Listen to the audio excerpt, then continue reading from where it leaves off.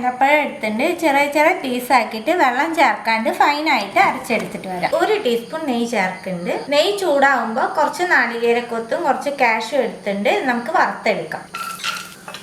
അതിലേക്ക് 1 ടീസ്പൂണും കൂടി നെയ്യ് ചേർക്കുന്നുണ്ട്. അരച്ച് വെച്ചേക്കണ പഴം ചേർത്ത് കൊടുക്കാം. ഈ നെയ്യിൽ തന്നെ പഴം നല്ലോണം വേവിച്ചെടുക്കാം. പഴം വേവുമ്പോഴേക്ക് നമുക്ക് ശർക്കര ഉരുക്കിയെടുക്കാം. 1/4 കപ്പ് ശർക്കരയിൽ 1 ടേബിൾ സ്പൂൺ വെള്ളം ചേർത്താണ് ഉരുക്കുന്നത്. പഴം നെയ്യിൽ നല്ലോണം വെന്തതിന് ശേഷം നമ്മൾ ഉരുക്കി വെച്ചേക്കണ ശർക്കര ഇതിൽ ചേർത്ത് കൊടുക്കാം. ശർക്കരയും പഴത്തിൽ നല്ലോണം വറ്റി വരണം കേട്ടോ. ശർക്കരപ്പാനി നല്ലോണം വറ്റി വരുമ്പോൾ ഇതിലേക്ക് 1/2 ടീസ്പൂൺ ഏലക്കപ്പൊടി ചേർക്കുന്നുണ്ട്. 1/4 ടീസ്പൂൺ കറുത്ത എള്ള്, ഒരു നുള്ളു ഉപ്പ്, 1 ടേബിൾ സ്പൂൺ അവില്, വറുത്ത് വെച്ചേക്കണ അണ്ടിപ്പരിപ്പും നാളികേരക്കൊത്തും, 1 ടേബിൾ സ്പൂൺ ചിരകിയ നാളികേരം എല്ലാം കൂടി നല്ലോണം മിക്സ് ചെയ്ത് കൊടുത്ത് ഇതിലേക്ക് 1 ടീസ്പൂൺ നെയ്യ് ചേർത്ത് ഒന്നും കൂടി നമുക്ക് ഈ മിക്സ് കട്ടിയാക്കി എടുക്കാം. മിക്സ് റെഡിയായി. ഫ്ലെയിം ഓഫ് ആക്കിയിട്ട് മിക്സ് തണുക്കാനായിട്ട് മാറ്റി വയ്ക്കാം. കുറച്ച് ഇല എടുത്ത് വാട്ടി നെയ്യ് തേച്ച് വെച്ചേക്കണതാണ്. ഇലയുടെ നടുക്ക് കുറച്ച് മിക്സ് വെച്ച് കൊടുക്കുന്നുണ്ട്. അടക്കി മടക്കണ രീതിയിൽ തന്നെ മടക്കിയെടുക്കാം. ഇതുപോലെ എല്ലാം മടക്കിയെടുക്കാം. 10 മിനിറ്റ് സ്റ്റീം ചെയ്തെടുക്കാം. അപ്പം എന്തുണ്ടാവും, നമുക്ക് ഫ്ലെയിം ഓഫ് ആക്കിയിട്ട് തണുക്കാനായിട്ട് മാറ്റി വയ്ക്കാം. ഇലയിന്ന് വെടിയിക്കാം. ഒരു പൊടിയും വേണ്ട കേട്ടോ. ഒരു നേന്ത്രപ്പഴം ഉണ്ടെങ്കിൽ അടിപൊളിയായിട്ട് ഉണ്ടാക്കാം കേട്ടോ. അടിപൊളി ടേസ്റ്റും ആണ് കേട്ടോ. തീർച്ചയായിട്ടും ട്രൈ ചെയ്ത് നോക്കുക.